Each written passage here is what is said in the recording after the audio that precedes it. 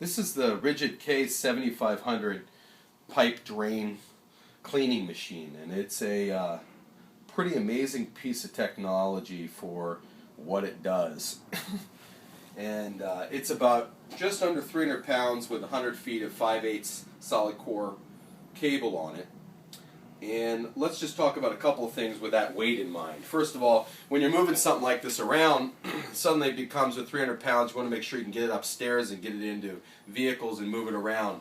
They have the standard wheel system, but they also have this roller system as well, and a series of bearings that helps you roll it up stairs and move it around. And that's nice. Also, when you get this thing in place, remember that you're setting it up within 3 feet of where you're feeding that pipe, because you can't, for the pipe that you're going to feed this into. Remember that you're building up an enormous amount of force on this, because this is 5/8 inch spring steel. And so you really got to be tight to your work, because the most terrifying thing you've ever had happen to you is have one of these things whip on you. And they've done a lot of things to make sure that happens, and they've given you a lot of safety instructions to follow in the machine. But you got to make sure you set this thing up close to it. And when you do, you want to make sure your machine's stable, because though it's 300 pounds, with the kind of force that this thing creates, this thing can be rocked around. So they put on it a set of a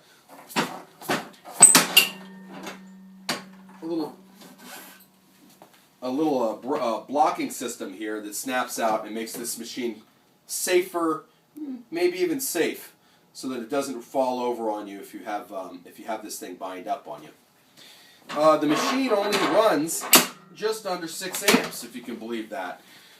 The reason they're able to create enough power with this system with 6 amps is that this system works just like like a winch on the front of a car, the old Warren winches. It's got a series of clutches and gears that, as it binds down and as more pressure is exerted on this drum, as your cable gets tangled, it drops, and you can hear it. The noise level changes. It drops gears and then applies more pressure as there's more resistance. So it's a nice machine that way, because you can plug it into a standard socket. You don't have to go find a dedicated socket or anything like that. It's also wired on a GFI because you're working around water. That's always a nice thing. Nobody likes getting shocked. The machine itself is really easy to use. It'll do, between the way we have it wired with this cable, it'll do between 3 to 6 inch in diameter pipe. Most code now doesn't use 3-inch anymore, but if you have an older pipe, that's good to keep in mind. You better be careful. I wouldn't use this on clay pipes, and if you're using plastics, be very, very careful and watch your cutter blades and what you're doing. The machine head changing has come a long way from what it used to be. This head system works the same as this attachment, which is a piece that you would add that's flexible on the front of your line. If you're using it on a smaller line, you don't want this level of stiffness in the front of your head. You want your head to be able to bend around and move where it goes. So you put this on first on a smaller pipe. But the system for attaching this on is uniform on all of these. And let me just show you how easy it is. This is simply a little nut, or screw right here, and you'll see an L mark, and you'll see a mark on the screw here. These are slid in like so, and then you simply rotate your screw to face the L, so that the slot and the L are matching, and your piece is stable and in place. If you want to know why it's that easy, I always like to know. The inside of this has a little bit of a cam, and so one side it's open, and as you rotate, the other side is closed.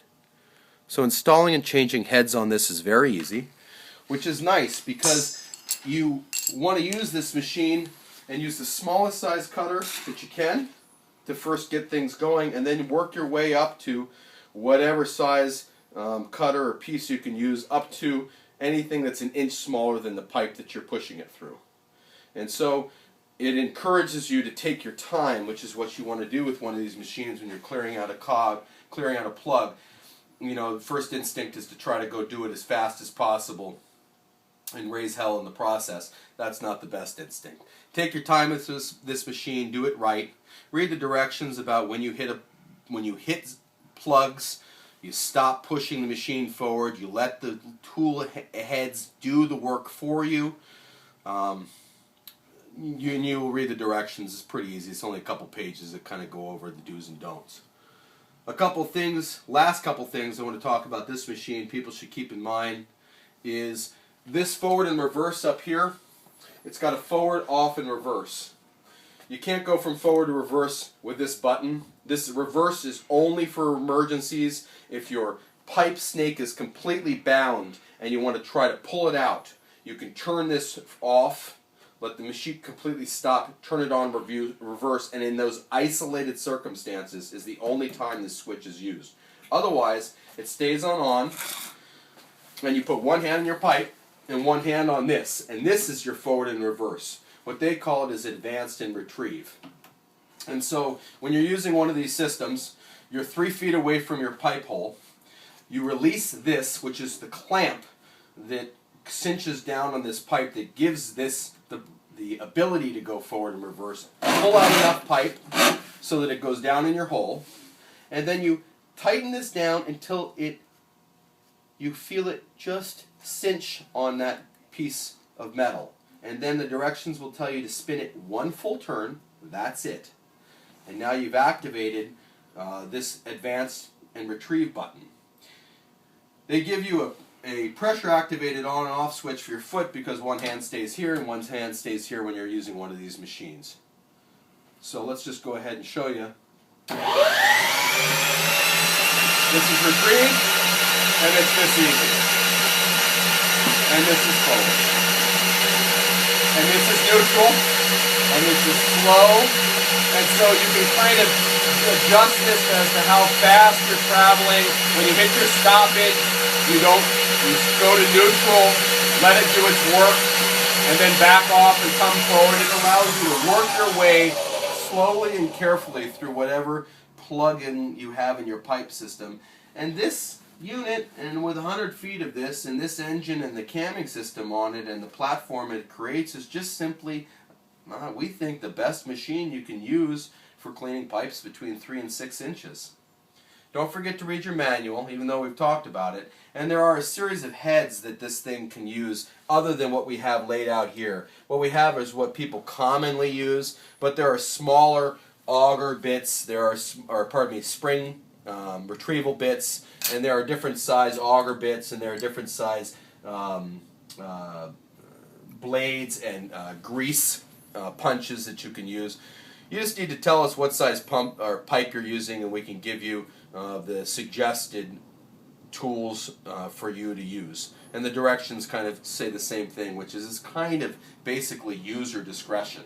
And so if you follow their guidelines, start with the smallest and work your way up to the largest, nothing bigger than 1 inch under the size of your pipe, you should be having no problems, and your drain should run again, and this machine should be finished. Do what you can to clean it off when it comes out, but these are hard to clean unless you have a pressure washer, and most people just let us do that because who wants poopy hands, right? Have a good one.